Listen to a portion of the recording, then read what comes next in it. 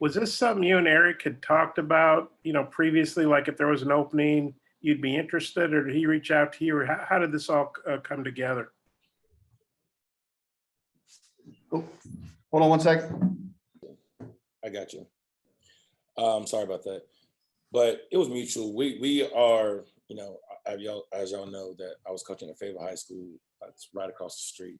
So we had the ability to be able to come over and watch practice a lot, and build a relationship with Coach Musselman and myself. And we just talked in passing about it. Then the opening opportunity happened. I reached out to him to show that I was interested in it. That position was then filled. And then he doubled back and, came at me and was like, hey, I have another opening. And that's kind of how it came about. And, I've always been a fan of Muss. I'm a Razorback, alum, fan through and through. If I wasn't part of the staff, I still would be coming to practice, still supporting the Razorbacks and still pointing to these young student athletes. So it was a dream come true. And, I'm very happy to be back in the position that I am right now. You're talking about when Earl left that opening and then this other one. And Yes. Then just what does it mean to you to be working at the UA, where obviously you were a great player?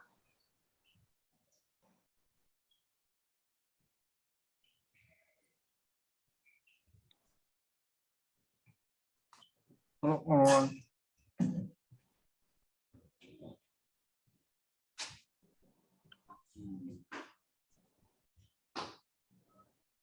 I've frozen Ronnie Brewer. I'm sorry.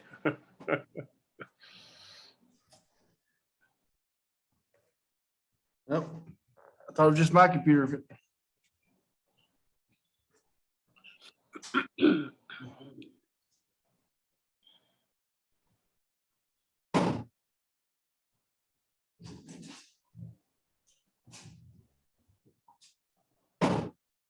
Gotta love technology. Hold on one second. Gotta log Ronnie back in. Okay.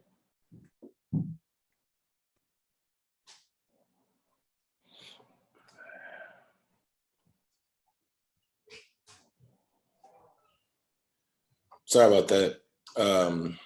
But there's no place I'd rather be than, working here with these guys. And, I'm very excited to join Coach Musselman's staff. And, I'm going to pour all my heart and effort into matching his intensity. I think if I do that, we have a really good opportunity to be very successful here. Okay, I got a couple more, but I'll turn it back to Mike. Thanks, Ronnie. Yeah. Thank you. Kevin McPherson. You're muted, Kevin. Kevin, you're muted. Yeah, I think I'm unmuted. Yeah. Yeah. Hey, Ronnie. Normally we tell a new hire welcome to Arkansas, but you've been in your backyard the whole time. Yeah. I want to talk a little bit about recruiting. The 4-year players, a dinosaur now, are gone that way. It's really about players coming in and out, transient basketball, and you having played at all levels and excelled at all levels. What do you bring to the table as far as reaching out and relating to the mindset of the young players the way it is today? Well, I think it's a lot of different dynamics. I was blessed to have the opportunity to play in the NBA for a number of years. So I feel like I have an eye for talent. I feel like I have the eye for people who have, phenomenal work ethic, playing alongside a great athletes and having to have that same trait to stay in the NBA. And, just to be in high school basketball and be on the other side in the grassroots AAU side is, able to see a lot of, young student athletes,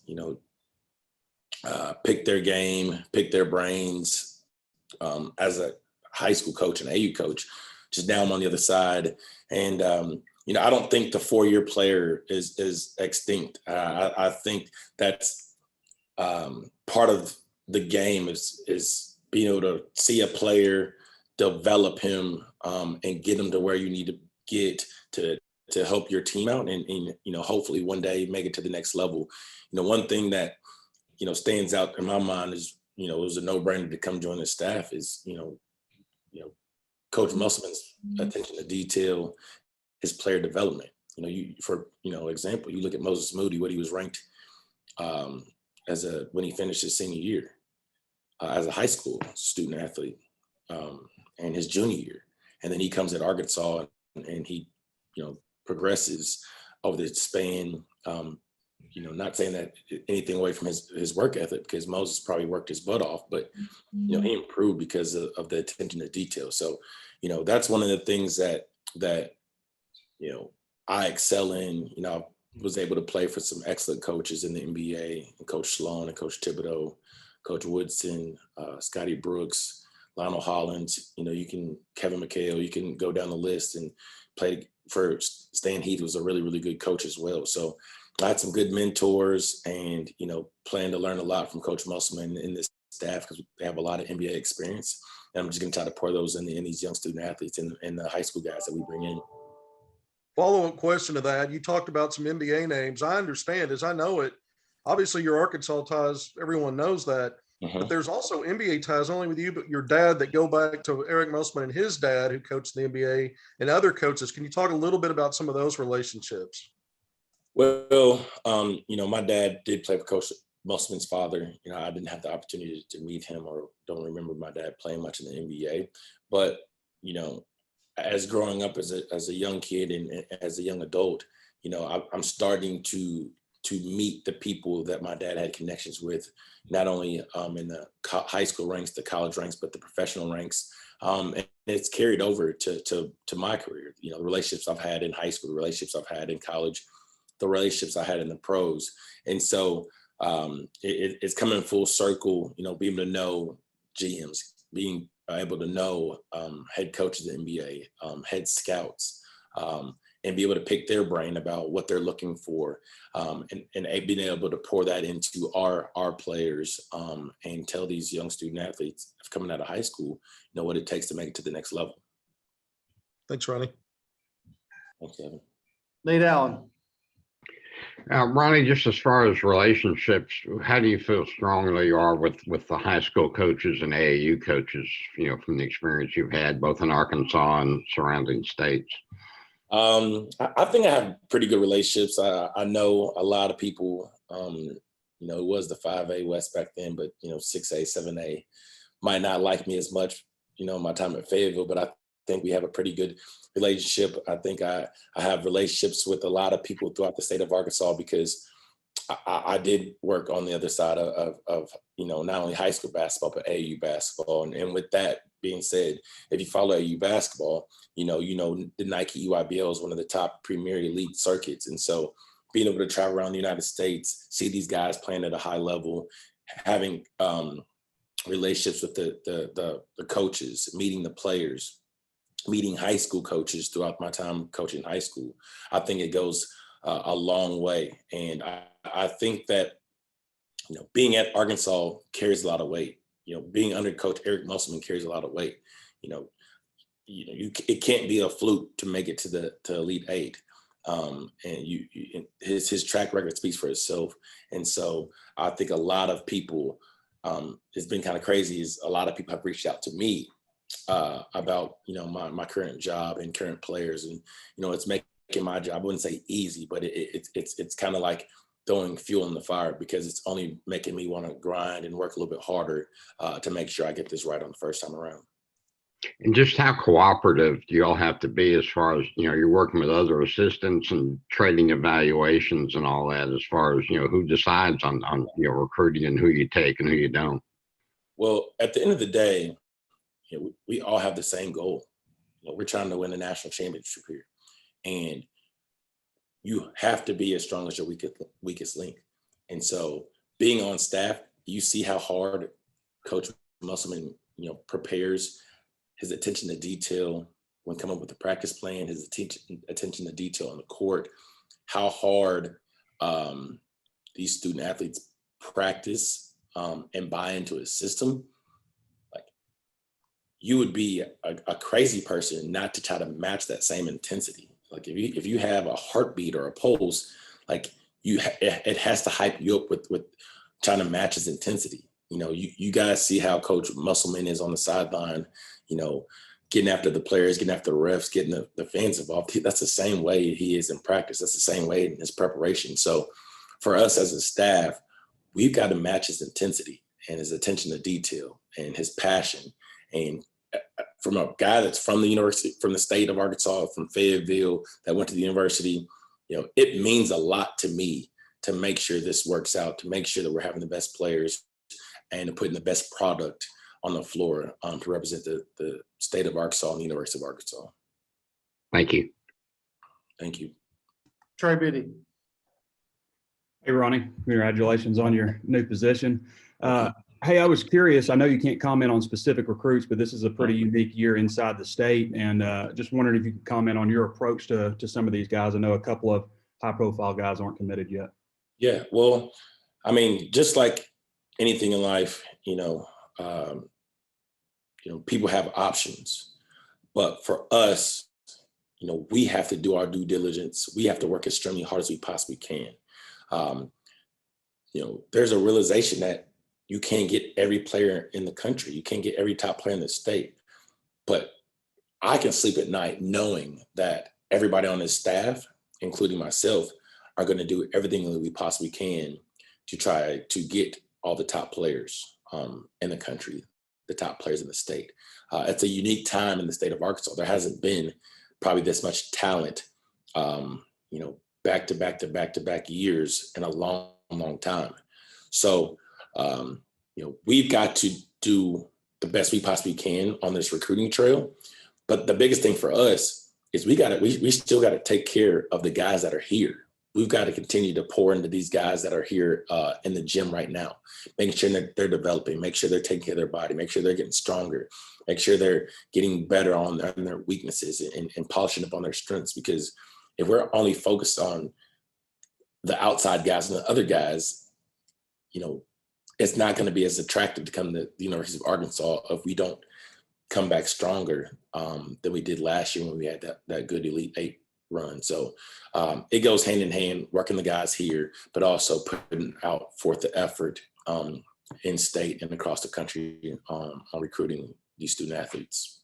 You could probably go into detail all day on this question I'm about to ask, but people hear recruiting coordinator, and I don't know that everybody knows exactly what all that entails as far as like evaluating and scheduling stuff. Just can you kind of give us a quick synopsis of, I guess, describing what your job title is? Yeah, I mean, I'm basically going to be working hand in hand with Michael Mussman and, the other coaches on staff, as well as, other guys in positions to, first recognize the student athletes that we're going after, then, evaluating them, watching film, sending coaches out to watch them in person. And then, come together and meet as a staff so we're all on the same page on what needs that we have and who fits those needs, and then who fits the system that we're trying to play and who can excel at the system and who are guys that are not system players.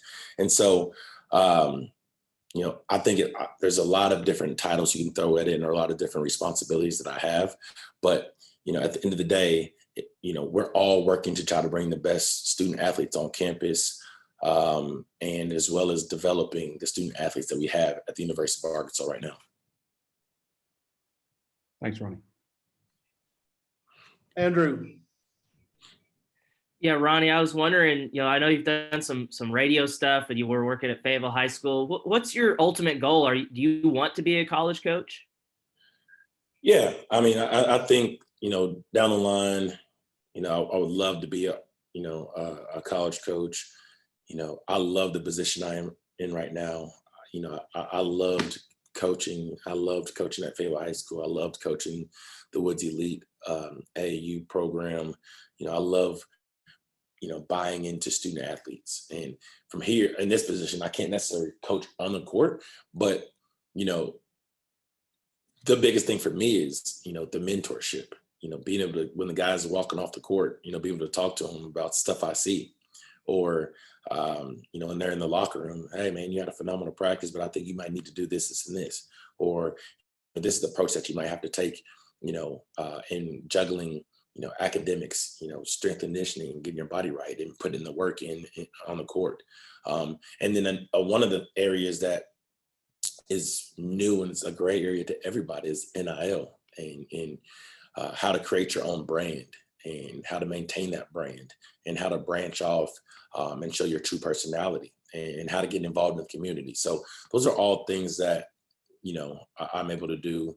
But, to answer your question, sooner or later, I do want to, one day be a college coach, but, who better to learn from than Coach Musselman and his staff? I mean, those guys literally are phenomenal. I bring my dad up here every once in a while to watch, and we always talk, and he's a mentor of mine, and I always tell him like, hey man, we're running NBA practices every day.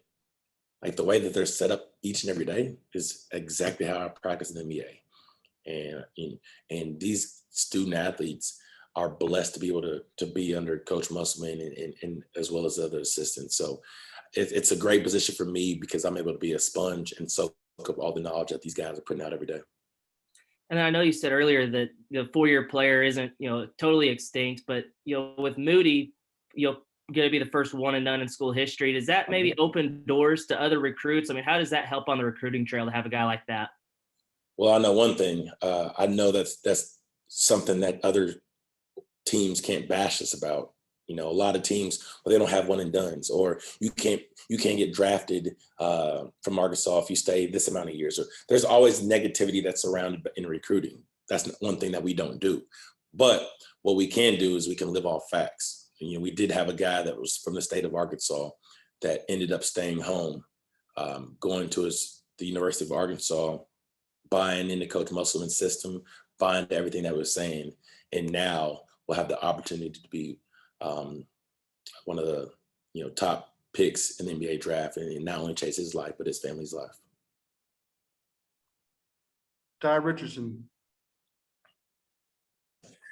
Ronnie, you just mentioned Moses, who's likely going to be a top 15, top 10 draft pick tomorrow night. You also had Bobby Portis win an NBA championship, and really the national brand has grown as of late. How much do you think the Arkansas national brand has grown since you were in school?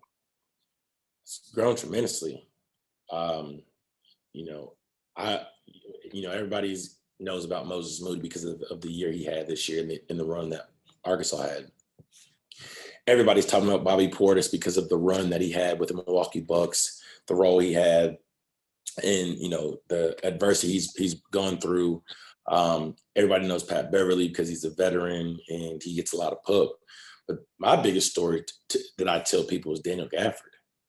Daniel Gafford came here and developed and went in the league, and he jumped around different places, and he found a home in Washington, and he's playing phenomenal basketball, and he's going to be one of the young superstars in this league for a long time. And so for those guys having success in the league, I think Arkansas's brand is stronger than ever. Joe Johnson was in the league for a long time, all-star. Myself was in the league. Sonny Weems was in the league. Stephen Hill was in the league for a little bit. Dontel Jefferson got in the NBA for a little bit. So the brand is there. You can go back to, the 70s, 80s, and early 90s of guys that have been in the NBA. But right now, I think the brand is super strong. I think that, the mudslinging that goes on in recruiting, you can't do that anymore because, you've got a guy like a Moses Moody. You've got other guys that has went to Arkansas from the state of Arkansas that has success. You had guys that from out of state that came in and had some success and got in there. Isaiah Joe's another big name. Mason Jones worked really hard to get in the league for a little bit. And so the brand is really, really strong, and we're going to build off that brand. Ronnie, you mentioned runs. Your dad and buddies went on a run in 78. This team went on a run all the way to the Elite Eight, lost to the eventual national champion. How much would it mean to you if you could help put together a team that went on a run to a Final Four and national championship? I mean, I feel like, doing something like that is just as important as winning one as a player. I mean, to me, it's the same hard work and dedication and discipline that it takes to be successful as a player as it is as a coach. And so my job is trying to put together one of the best recruiting classes, the best rosters that we can possibly put together to be very competitive in a very competitive SEC. You know, this is not the days of the SEC where it's like a 1 or 2, trick pony. You know what I'm saying? There's 3, 4, 5, 6, 7, maybe 8 or 9 teams in the SEC that has a really good shot to make it to the NCAA tournament and make a good run in the tournament each and every year. So it would mean a lot to be able to assemble a top recruiting class that eventually goes on to win a national championship. Because I know that is Coach Must's goal. I know that's the players' goal here, and that's for sure a goal of mine. Nick.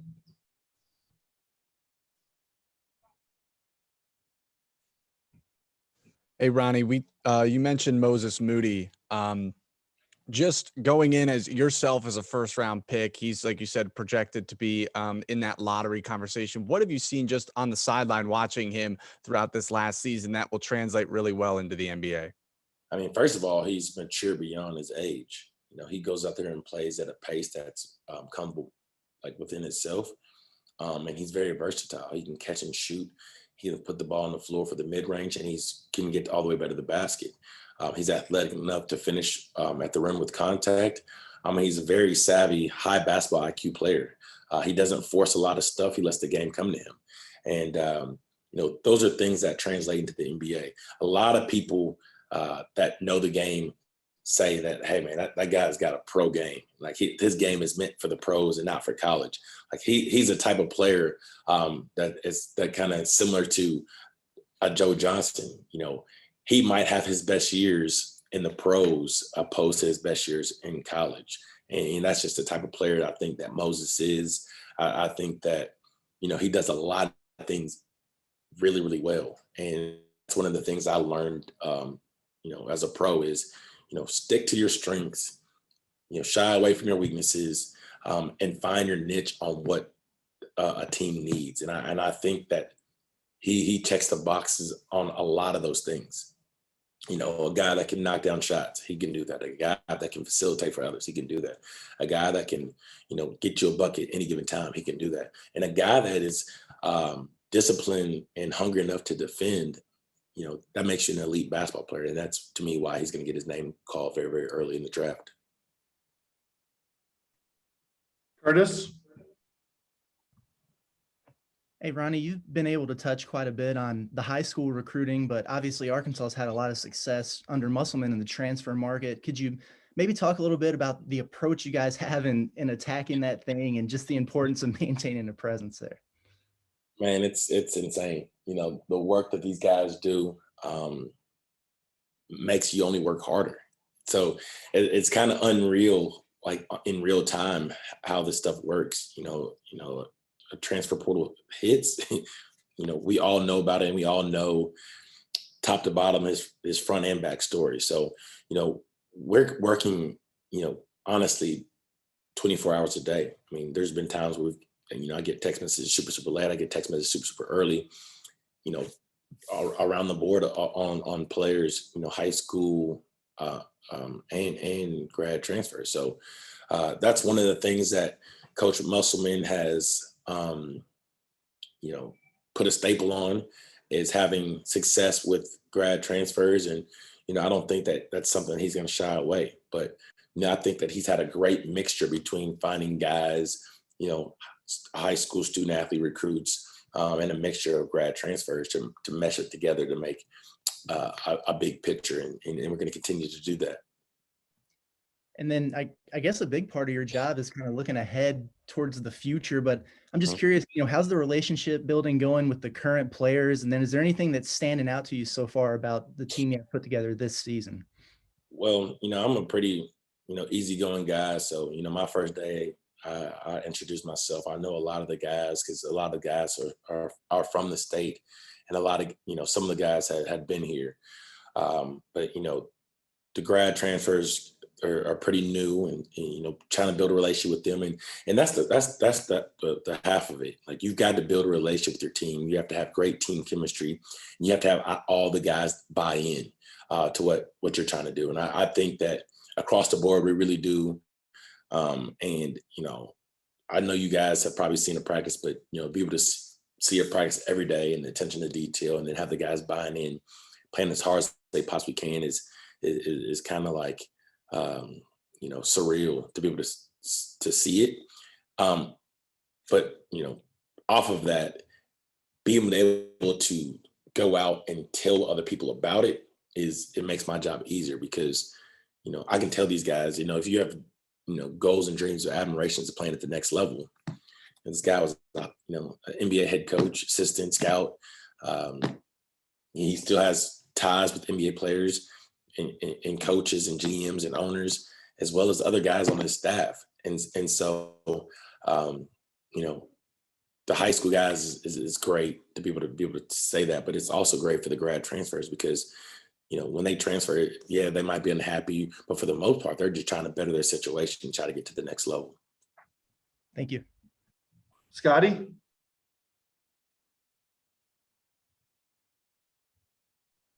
Scotty? I think Scotty is frozen. We'll go Cameron. Yeah, Ronnie, I know you kind of touched on it earlier, but what are you hoping to gain from this amazing coaching staff? Just knowledge, you know, just like these student athletes, you know, they're seeking our advice about, you know, how to better themselves, how to better their craft. And if you're not a head coach, that's what you should be working on each and every day. How can I be a better person? Can I better my craft? So, you know, I'm going to learn from, you know, Coach Musselman every day. I'm going to learn from Coach Argenal, Coach Mosier, Coach Smart. And like I said, I'm going to be a sponge, and each and every day I'm going to try to pick their brains about something. You know, they're going to get tired of me, but, you know, I talk a lot. I ask a lot of questions, and they'll be very receptive of it. And to me, that only makes your entire staff better. If we're all on the same page, we're all knowledgeable about what's going on. You know, the offense, the full court press, the half court press, the zones, the, you know, baselines out of bounds, and different strategic things that we're trying to accomplish, you know.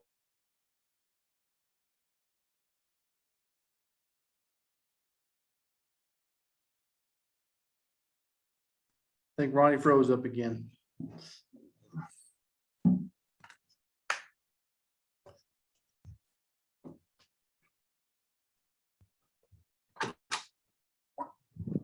Is it frozen still?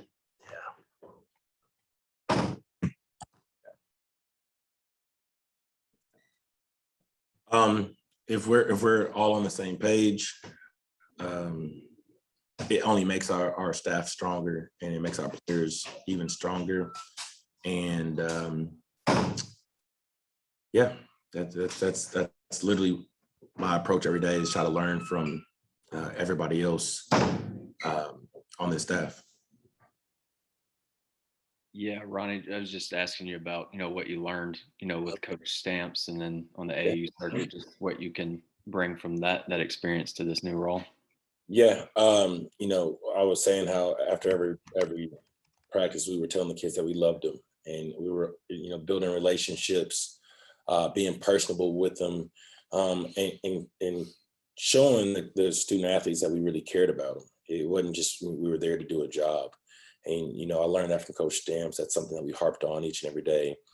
We had a lot of kids at Fayetteville High School.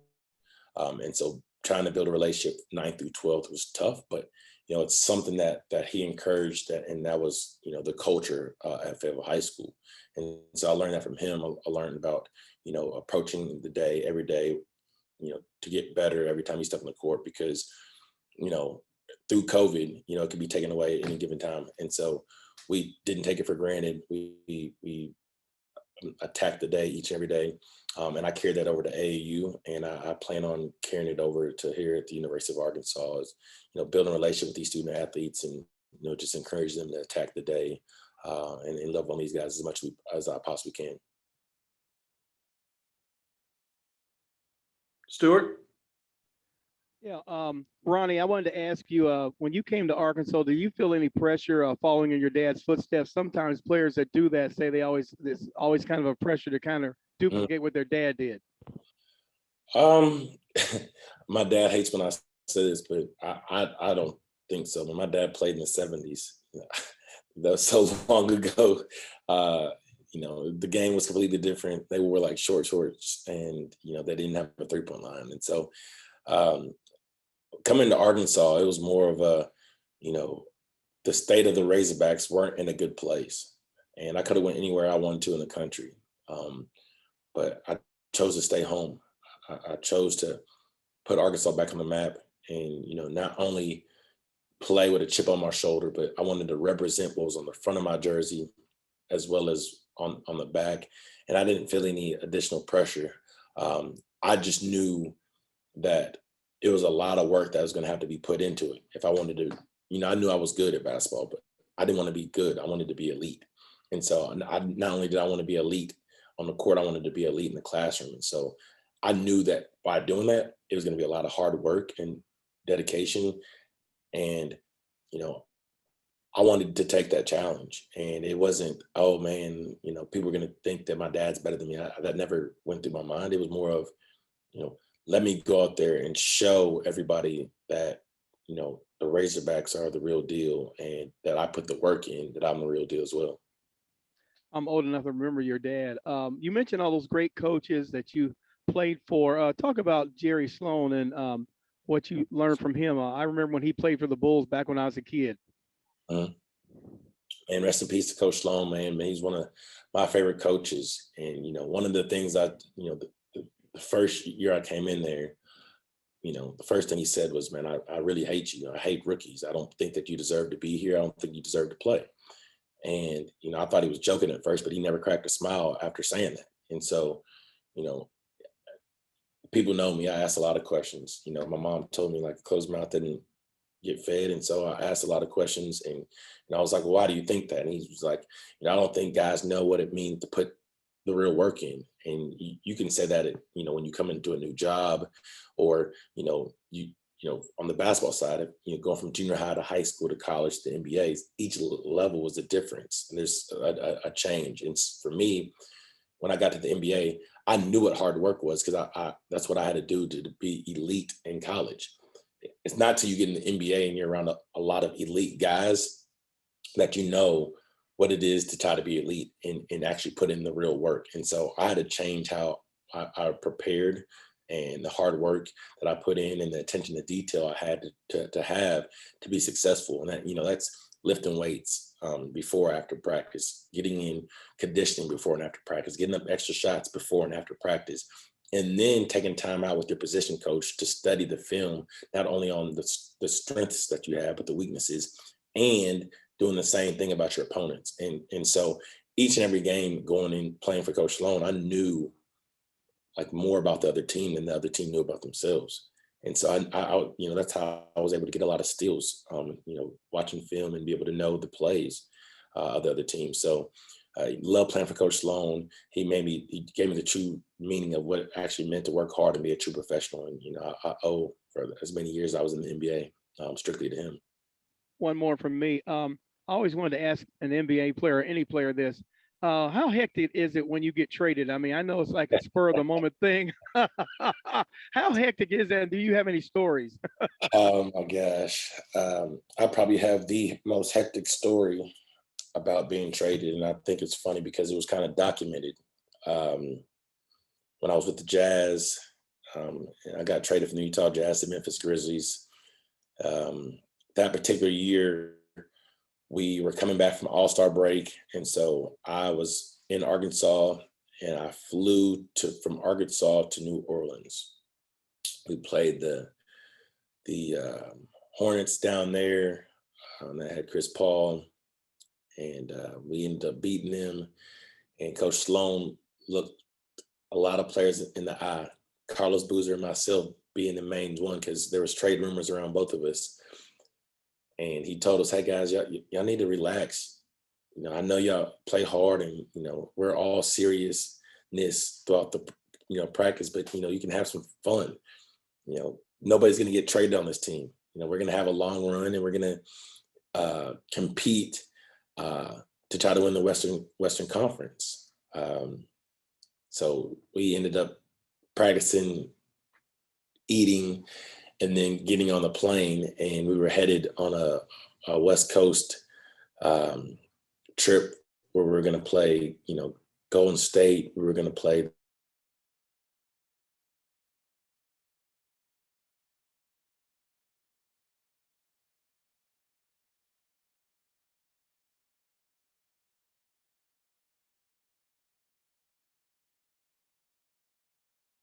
Knicks, Portland, and then go back to like a unknown call, a restricted call. And then, obviously I don't answer. I hit decline. I get a call from it again. I don't answer. I hit decline.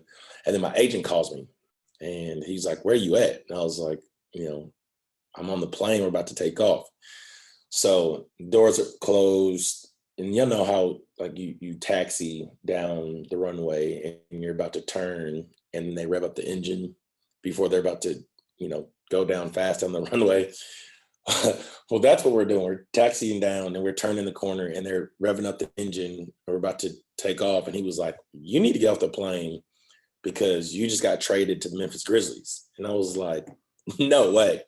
He's like, "Unless you want to fly from there to San Francisco, get off the plane, get right back on the plane, fly from San Francisco to Memphis, and you have to go see the doctor, the trainers to get cleared so you can play. Like, you need to get off the plane." So I immediately jumped, was like, "Hey, you got to stop the flight, stop the flight, stop the flight."